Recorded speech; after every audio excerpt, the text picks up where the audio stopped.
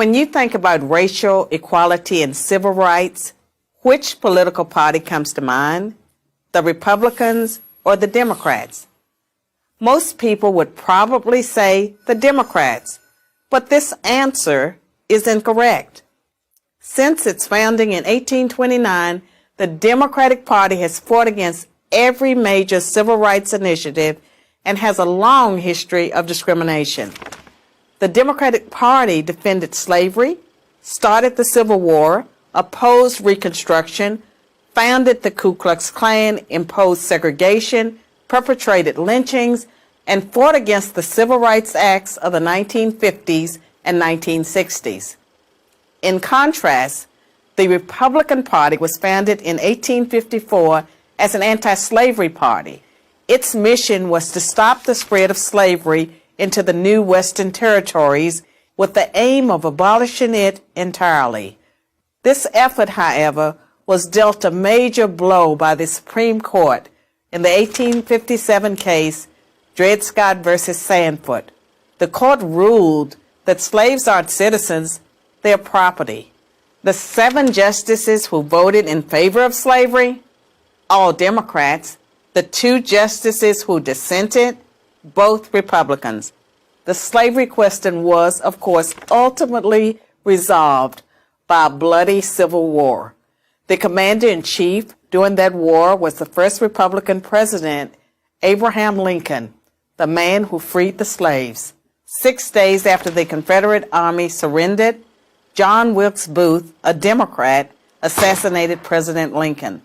Lincoln's vice president, a Democrat named Andrew Johnson, assumed the presidency. But Johnson adamantly opposed Lincoln's plan to integrate the newly freed slaves into the South's economic and social order. Johnson and the Democratic Party were unified in their opposition to the 13th Amendment, which abolished slavery, the 14th Amendment, which gave blacks citizenship, and the 15th Amendment, which gave blacks the vote. All 3 passed only because of universal Republican support. During the era of Reconstruction, federal troops stationed in the South helped secure rights for the newly freed slaves. Hundreds of black men were elected to Southern state legislatures as Republicans, and 22 black Republicans served in the U.S. Congress by 1900. The Democrats did not elect a black man to Congress until 1935. But after Reconstruction ended, when the federal troops went home, Democrats roared back into power in the South. They quickly reestablished white supremacy across the region with measures like black codes, laws that restricted the ability of blacks to own property and run businesses, and they imposed poll taxes and literacy tests used to subvert black citizens' right to vote. And how was all of this enforced? By terror, much of it instigated by the Ku Klux Klan, founded by a Democrat, Nathan Bedford Forrest. As historian Eric Foner, himself a Democrat, notes, in effect, the Klan was a military force serving the interests of the Democratic Party. President Woodrow Wilson, a Democrat, shared many views with the Klan. He resegregated many federal agencies and even screened the first movie ever played at the White House, the racist film, The Birth of a Nation, originally entitled The Klansman.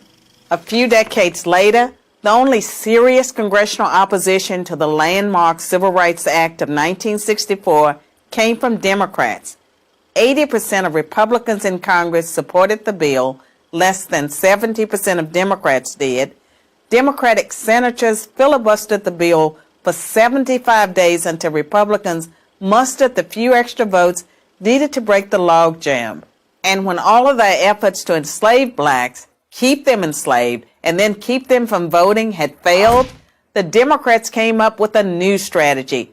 If black people are going to vote, they might as well vote for Democrats, as President Lyndon Johnson was purported to have said about the Civil Rights Act. I'll have them voting Democrat for 200 years. So now, the Democratic Party prospers on the votes of the very people it has spent much of its history oppressing. Democrats falsely claim that the Republican Party is the villain when in reality it's the failed policies of the Democratic Party that have kept blacks down. Massive government welfare has decimated the black family. Opposition to school choice has kept them trapped in failing schools.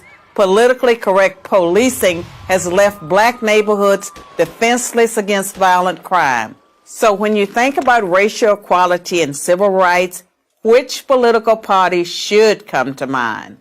I'm Carol Swain, professor of political science and law at Vanderbilt University for Prager University.